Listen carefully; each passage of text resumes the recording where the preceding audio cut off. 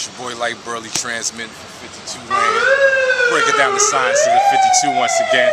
So, you know, I get a lot of emails, so I just want to go through some of the beliefs that people believe about 52 that may not be true, that we call myth.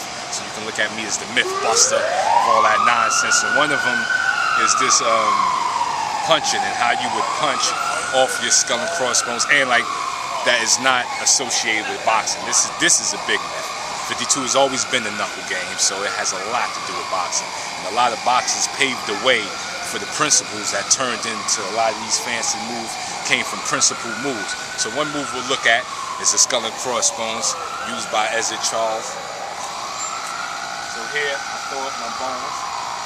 This is my defense. And right off of my defense, I have the right hand, right off. So this way, what I'm not doing is setting up a double defense where it's, and you have not returned the shot to the man yet, and your whole game becomes this slipping, and he gains the momentum. So in the 52 block style that I teach, your offense happens right off your defense. It's pressure release. You catch it, you go. You catch it, go. If it's my closed door up, right hand. My rear closed door, left foot. Lead uppercut. So right off your blocks, you come with your defense. Now you have boxers like Archie Moore, Charlie Burley, Ezra Charles, Pernell Whitaker, Mayweather will be investigating all these brothers and looking at how they use their defense and what their fundamental 52 principles were that they use as defense. So 52 is not a double defense. It's not a kung fu flick where you're dancing in front of your opponent. Your hands are up. Your greatest defense is your offense, meaning you get rid of the opponent. You know, all of this and double blocking leaves the opponent alive to continue to keep striking to gain the momentum. So here we teach right off of the defense comes to offense. It's your boy.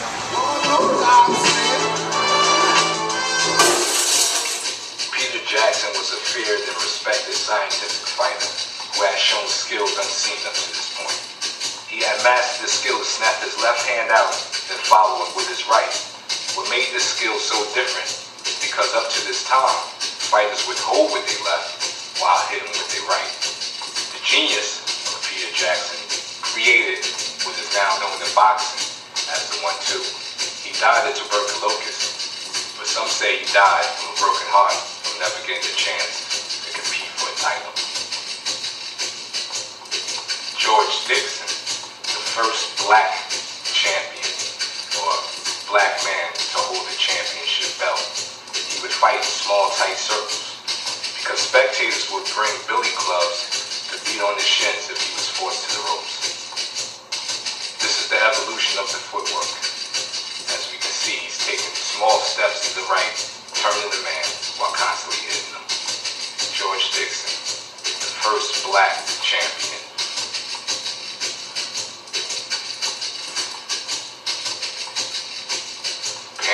Joe Gans learned his craft on the Chitlin circuit. 10 black men in the ring blindfolded. The practice of this led to heavy defense. He perfected the jab. He also coined the phrase, bringing home the bacon. A great scientific fighter.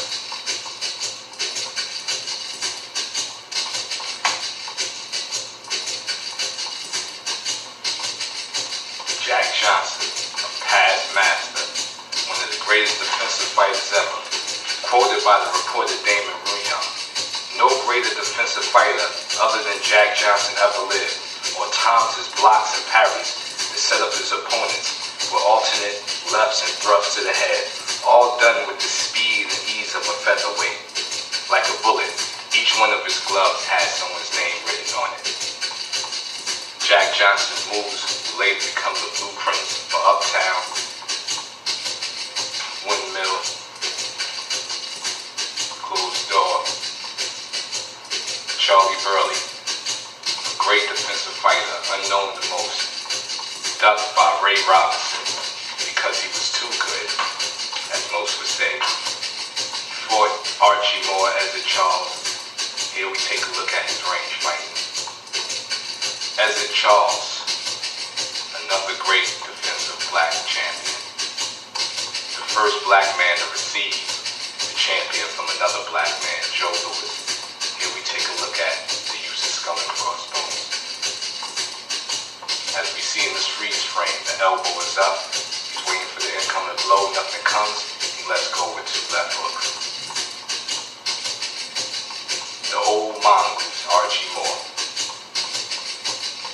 who used the cross-arm defense more than any other fighter and knocked out more fighters in the ring than any other fighter.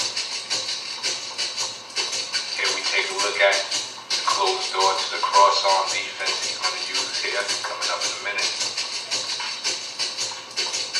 Closed door, cross-arm, left hook, bang. See him using it against Marciano with the right hand. Georgie Bett, another past master of the Philly Shell, showing his skills here against Allen Houston. Later training Pernell Whitaker here, which he said was his masterpiece. He said Whitaker was him southpaw.